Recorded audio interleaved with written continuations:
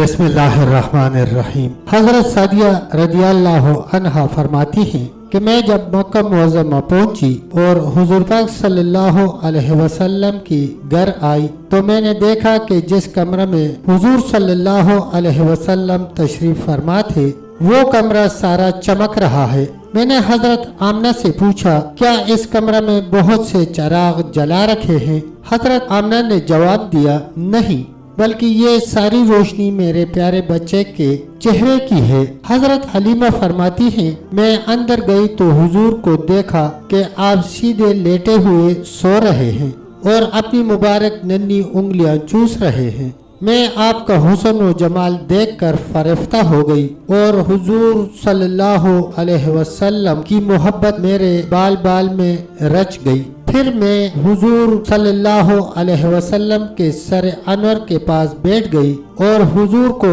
उठाकर अपने सीने से लगाने के लिए हाथ बढ़ाया तो हुजूर पाक सल्लल्लाहु अलैहि वसल्लम ने अपनी चश्मा मुबारक खोली और मुझे देखकर मुस्कुराने लगे। अल्लाह अकबर। मैंने देखा कि उस नूर भरे मुंह से एक ऐसा नूर निकला जो आसमान तक पहुंच गया। फिर मैंने हुजूर को उठाकर अपना दायां दूध आपके मुंह मुबारक में डाला तो आप नोश फरमाने लगे। बायां दूध मुंह मुबारक में डालना चाहा तो रुख पाक फेर लिया और दूध न पिया क्योंकि मेरा अपना एक बच्चा था। हुजूर ने इंसाफ फरमा कर दूध का ये हिस्सा अपने दूध शरीक के लिए रहने दिया। मैं फिर हुजूर को लेकर वापस चलने लगी तो हजरत मुत्तलिब ने ज़ाद-ए-राह के लिए कुछ देना चाहा तो मैंने कहा कि मोहम्मद सल्लल्लाहु अलैहि वसल्लम को पा लेने के बाद अब मुझे किसी चीज की हाजत नहीं। हलीमा फरमाती हैं कि जब मैं इस नेमत उज़्मा को गोद में लेकर बाहर निकली तो मुझे हर चीज से मुबारकबाद की